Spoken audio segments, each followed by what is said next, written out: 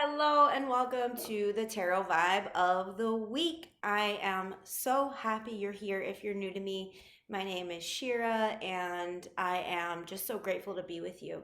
Before I get into it, I want to make a couple of announcements. So, the first one is that there is officially a Magic and Soul retreat this upcoming fall, September 13th to the 15th. It's going to be so awesome. We are going to dive into our birth charts, do some embodiment practice of how to really connect to the energetic frequencies of your birth chart. We're going to pull tarot cards and oracle cards and create vision boards and do art and play in waterfalls. Everything is included in your experience. It is organic, farm to table, super nourishing, beautiful meals, beautiful people.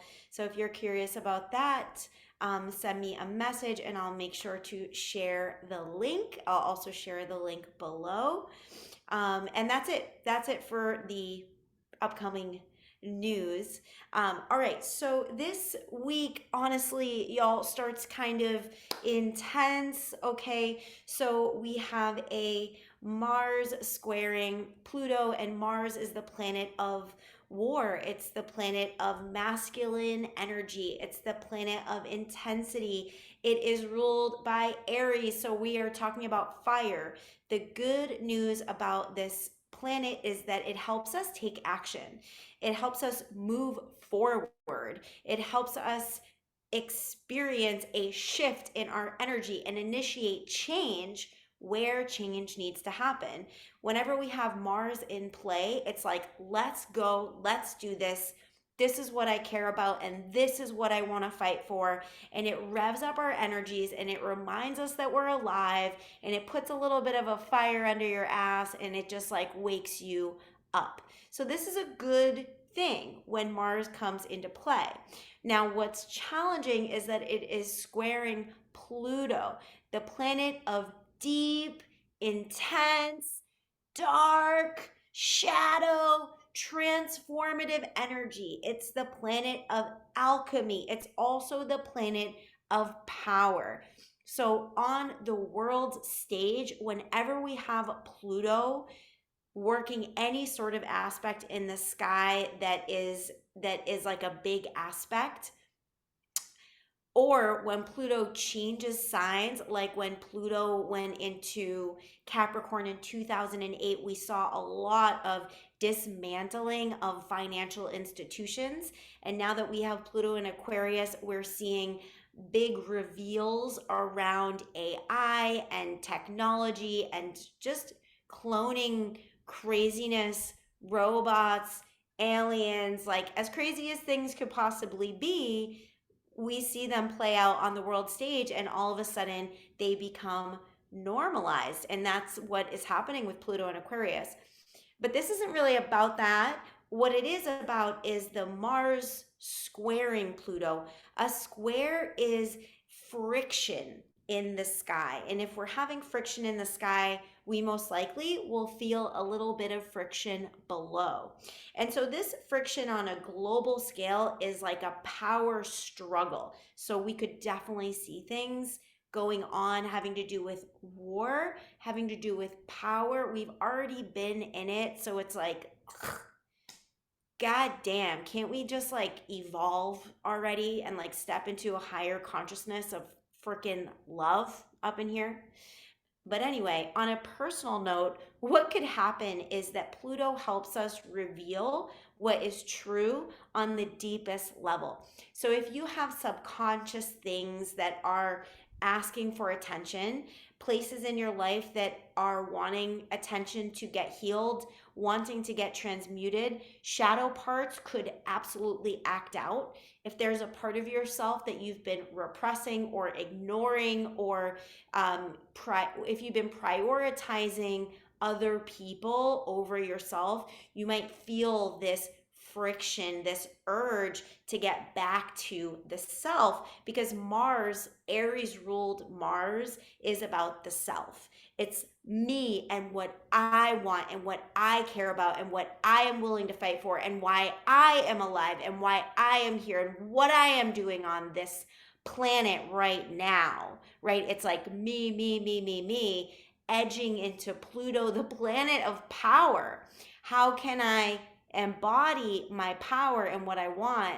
And so many of us have been taught that thinking about ourselves and going after what we want is selfish, like in a negative lens. It's selfish. It's bad to want what you want.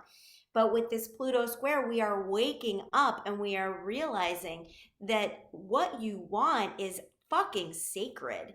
It's like a heart call. Your soul, they teach in Kundalini Yoga, your soul lives in your heart. And if your heart has a longing, your soul has a longing. And if your heart and your soul have a longing, which are Venus energies, Mars is the equivalent. Mars is the matching energy. When we have Venus, we got to have Mars in order to take action on it. Pluto shows us where we can step on a stronger level into our power and into our truth. Pluto is just asking us to be honest and be real about what we want. And if you don't know what you want, this is the time to do some self-reflection. We also have Pluto going retrograde, which is internal reflection. So we're asking ourselves right now, is this what I really want? Is it though? Is that what I really want? This weekend, I got this absurd idea that it may be a heart's longing of mine about buying a house on the beach. And then I actually took action on it and I set up a meeting and I did an open house. And then when I looked at the price, I was like, oh, snap. Who can afford a house right now? It's like every little shack is $1 million. Literally, I am not exaggerating, at least where I live. So there's also a reality check energy about what you want and what has to happen even with those heart's desires that you have. Can you make them real? We also have a Saturn energy. Saturn intense energy is coming, and Saturn says, how much work is it going to take? Is that what you really want? Because sometimes we want things and we just want to be able to snap our fingers and have them show up. Like, oh my God, I would love the most perfect partner and I don't want to do any internal work, any shadow work to get them. Bring them. And then we get a red flag so that we can work on ourselves. So when we're wanting things, we are often calling in energies or matches or experiences that help us confront those deeper parts of ourselves, our deeper truth, and the reality of what it takes to step into our self-realization process.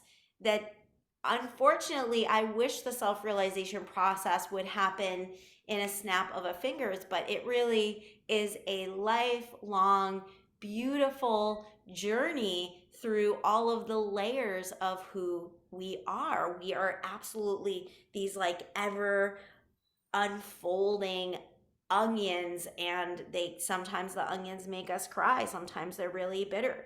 So with this Mars square Pluto, it is also a Mars going into Taurus at the beginning of the week, and that is going to change our energy of motivation and action taking, because Taurus is a slow and deliberate sign.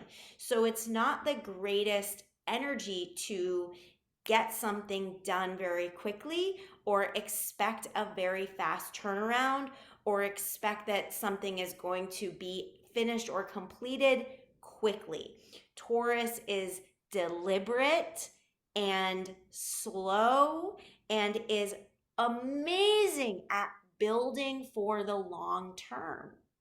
So now I'm realizing my desire, my heart's desires of this home is really about a long-term vision that I am not even close to stepping into, because I got to be real with myself. If that's something that I really want, it's going to take deliberate, determined actions. I'm going to want to save, and I'm going to really want to learn about manifesting and calling in what I want and all the work all the like muscle and sweat it's going to take to get there. And I also want to enjoy the journey, right? Gemini season, there's so many signs in Gemini right now. And for all I know, this house desire could be just like a Gemini whim, because that's part of the energy right now. We have so much planetary energy in Gemini, which is really about discovering. It's about being curious and being open to what comes into your vision right now. My channel that's coming through is saying that you are having things come into your awareness that you want, but it might not be the time for them, but it's coming into your awareness to seed into your heart because it's something that's coming from within you. And your external reality, the universe is always having a conversation and showing us mirrors and showing us screens of what we want and what we don't want. And we have this opportunity, especially with all the Gemini energy, to adapt. Gemini is a mutable sign, and it says, you know what? We can make a change. We can let that thing go. We can put our focus on something else. Mars and Pluto are in fixed signs. They don't want to change. They want to buckle down and keep things going the same right now. So we could also feel this attachment, like attachment energy to something that we don't really want to give up. And really what this week is about is how can you pause, like really pause. Pluto asks us to go really, really deep and be as honest and authentic as humanly possible. And what is the action that you can take to simply get aligned with your authentic vibration? That's so much of this energy, because Mars is action and Pluto is depth and realness. So what is the action that you want to take to get aligned with your authentic vibration? And what are the things that you want to do and look forward to in the future? Because Taurus is about the long run and Aquarius is also about the future. Like, what are you wanting to build and reach for long term? You heard it here. What are you wanting to build and reach for long term?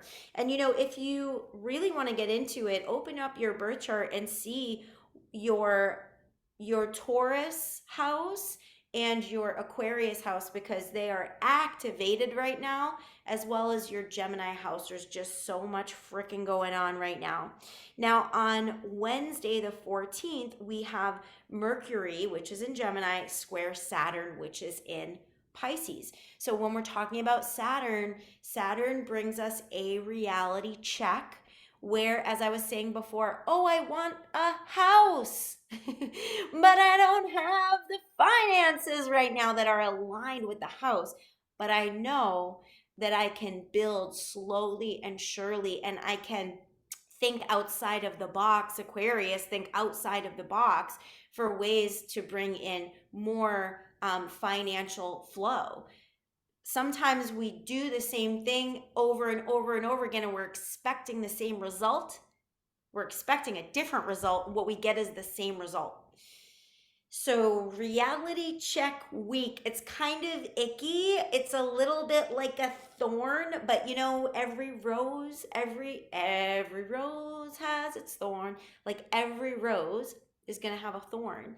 And that's part of our life. We are experiencing the highest of highs, the lowest of lows. That's what we signed up to do here. So it's like long-term goals, and what are you willing to begin to slowly and steadily work towards?